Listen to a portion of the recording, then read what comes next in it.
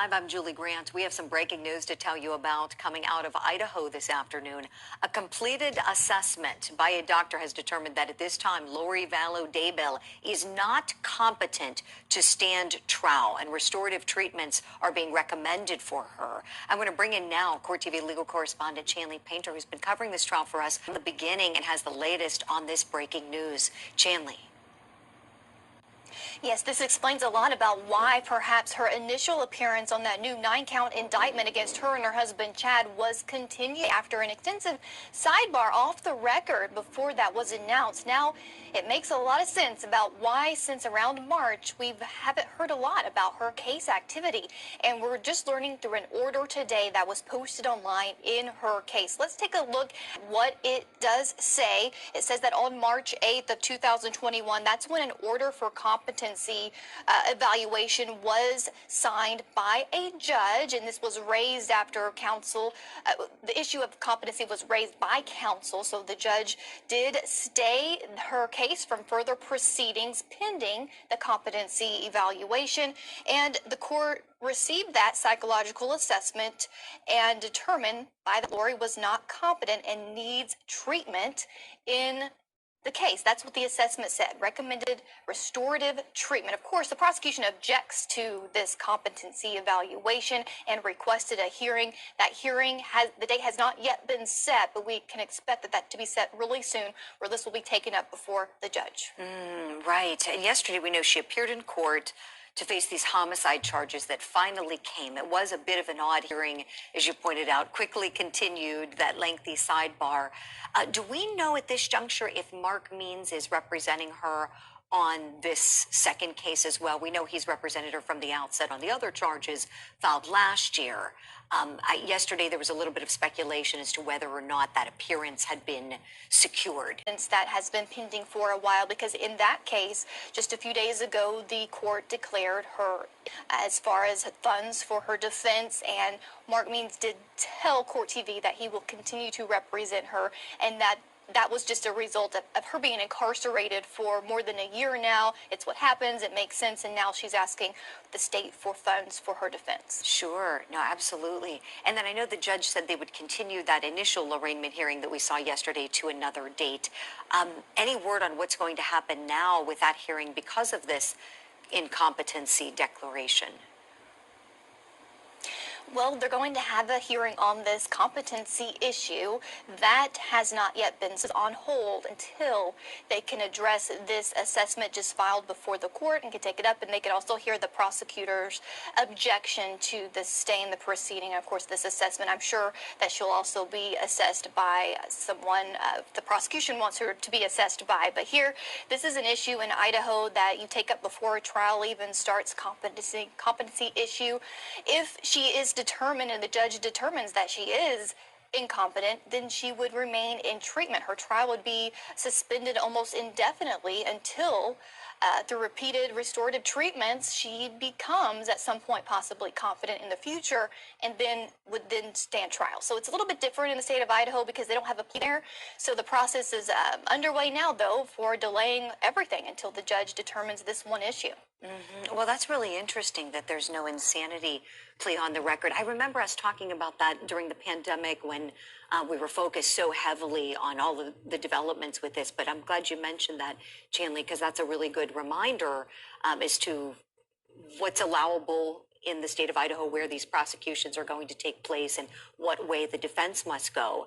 And competency, we know it's a very low threshold. I can't impress upon this enough. I impress upon our viewers this enough that it's a very, very low threshold, and she can be evaluated again and again and again.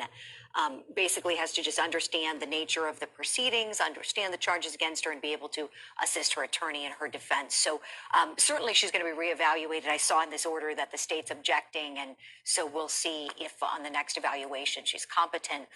But one other thing I want to pick your brain about, please, Chanley, is something else involving Lori Vallow Daybell. With this breaking news out of Idaho, we also have some other breaking news out of Arizona, too, with her that I know you're aware of. This is with respect to her fourth husband, Charles Vallow, who was shot to death by her brother, Alex Cox.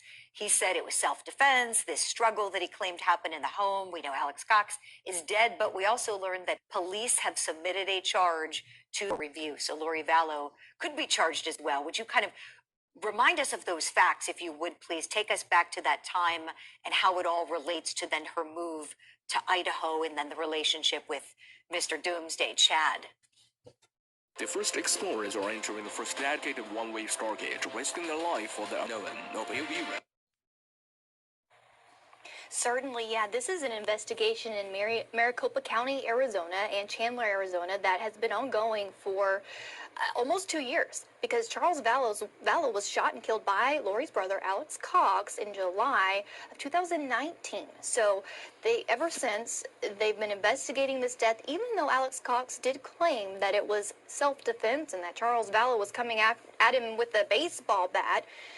That has always been suspicious to authorities, and they've released updates over the last couple of years or so that they continue to investigate Charles Vallow's death, and that Lori Daybell has always been a person of interest. In fact, just as recent as last August, I believe it was, they had a big press statement saying they've gone through thousands and thousands of pieces of evidence and subpoenas and digital evidence, still building their case file against Lori Daybell. And at that time, they did say they're looking towards this conspiracy to commit murder of her fourth husband, Charles Vallow. Well, several months have gone by. They're just announcing today that they did hand over that extensive investigation case file to the prosecutor's office there in Chandler, Arizona on April 1st. So they've had it for a little bit, several months now, and they're just now saying that we've handed all of it over. We're done with our investigation. Now it's in the prosecution's hands, the prosecutor office, to determine whether or not they're actually going to file this charge against Lori Daybell. So we'll just have to wait to hear from the Maricopa County prosecutor.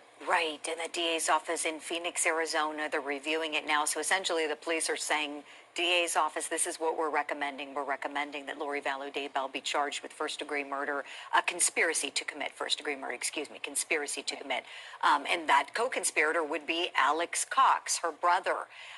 Couple other things. I know you remember this well, Stanley, when we all watched that video of Lori Vallow after the fact, when she comes back to her home and learns about Charles Vallow, her fourth husband, being killed by her brother. I mean, she couldn't have been more calm and kind of smiling, and that was one thing that stood out to me. I'm sure it did you. And then the other thing that jumped out was, we know Charles Vallow was a really athletic guy. He was a college baseball player.